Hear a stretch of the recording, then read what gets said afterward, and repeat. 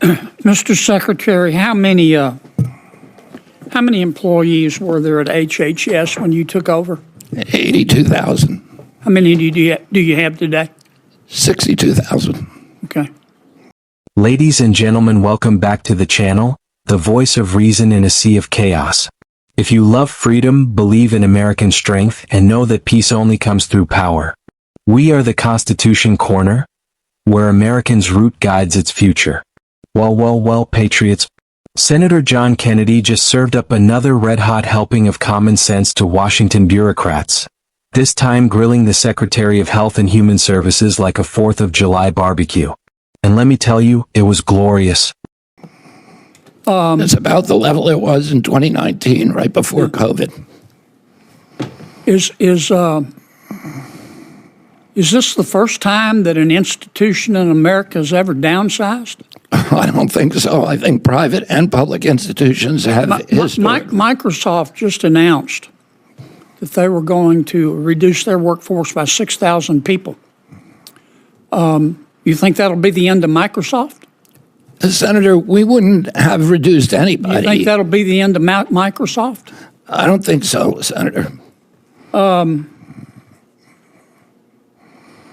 Meta, I still call them Facebook, just announced they're going to reduce their workforce by 3,000 people. You think that'll be the end of Meta? I imagine it will not. Yeah. Think maybe the people at Meta know what they're doing? I think that they do. They make a lot of money, Senator. Do you hate NIH? I love NIH. I grew up with NIH. I visited when I was a boy. I loved science, and those were my favorite afternoons, visiting the labs. Do you hate medical research? No, I think we need to lead the world in medical research in this country. In fact, isn't it true, Mr. Secretary, that you would like to see more money spent on medical research? Obviously, I'm the secretary of this department. No secretary wants to see his budget cut. Well, one way of doing that, it seems to me, would be to stop some of the stealing. And let me tell you what I mean by that. Let's suppose you give NIH gives a university $100 million to research, for medical research, to research a cure. And that university takes $30 million of it, doesn't spend it on the research. They use it to subsidize the rest of their university. Does that show a commitment to medical research? No, and I mentioned before the example of Stanford, which was taking 78% in indirect costs, and we don't know what they were spending. That's theft, isn't it? It's not a good in way to Louisiana, spend we call federal that stealing. Taxpayer dollars. We call that stealing. Is there any doubt in your mind that a lot of universities are taking this NIH money, which is supposed to be spent on medical research, and using it to fund other parts of their university? Is there any doubt in your mind, Bobby? Oh, and Senator, the other people who are writing grants, like the Gates Foundation, the Rockefeller Foundation, they pay 10% to 15% in indirect costs. We were paying 50, 60, 70%. So, in fact, what you're doing is adding money to medical research. We will be able to fund many, many, many more studies by eliminating that $9 billion, at least part of that $9 billion cost. Okay. I want to ask you about Liheap. Are you familiar with this GAO report they did on Liheap? I am not, Senator. They found, they audited 7 states. They found 11,000 dead people getting Liheap grants. You familiar with that? No, but that is pretty typical of many of the other programs that we're working with. They found prisoners getting grants, didn't they? Were they using the grants to heat their jail cell?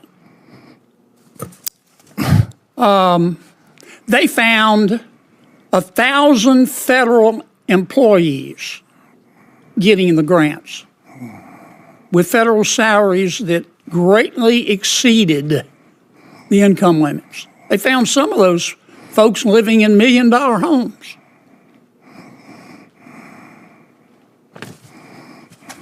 I got 18 seconds. Why do we allow highly processed foods in America? That's a complicated question, but it's driven by profits, but to a food industry that is making money by poisoning American kids, and they don't do it abroad. They make the same products for Canada and for Europe that do not contain many of those chemicals. You understand, Mr. Secretary, there's nothing you can do that's going to make many of my Democratic colleagues happy.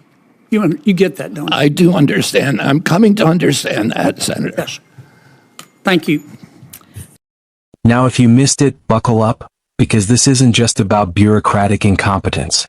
This is about your tax dollars being siphoned off by bloated institutions, corrupt grant schemes, and universities living high on the hog while real Americans are told there's no money for medical research.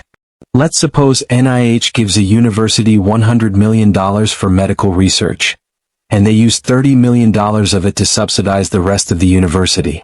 Is that a commitment to medical research? No. $30 million. Just vanished.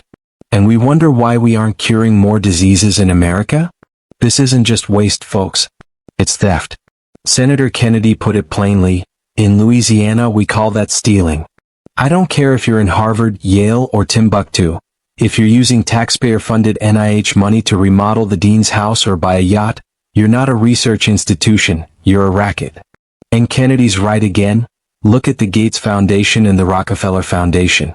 They cap overhead at 10 to 15%. Why are we paying up to 70%?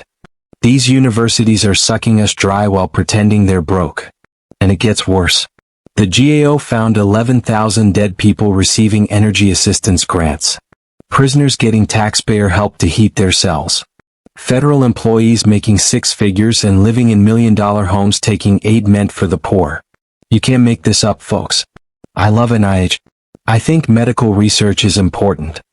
Oh, you love NIH? That's sweet.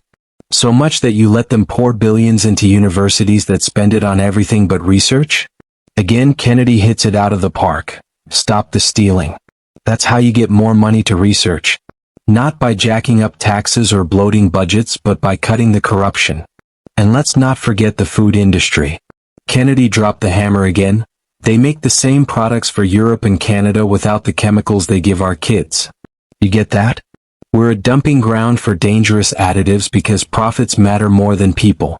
Europe bans this garbage, but we hand it out in school lunches. Where's the outrage from the so-called party of compassion? Silent. Because big food lines their pockets too. Here's the truth, patriots. Washington doesn't have a funding problem, it has an accountability problem. We don't need more bloated agencies. We need more leaders like Senator Kennedy, who ask the real questions, expose the real waste, and fight for the American taxpayer. We need to stop subsidizing corruption in the name of research. We need to stop allowing dead people to get handouts while working families can't afford groceries. And we need to start demanding better from every federal program with our name on the check. United States, this is your country, your money, your future. And if we don't keep holding the line, they'll keep robbing us blind. If you agree with Senator Kennedy, backhand index pointing right, smash that like button. Backhand index pointing right, subscribe for more no BS patriotic truth. Backhand index pointing right and drop a comment below. What do you think about NIH and government waste? Let's flood this platform with the voice of the people, because Washington sure ain't listening. We are the Constitution Corner, where Americans' root guides its future. Until next time, stand strong, speak truth, and may God bless the United States of America.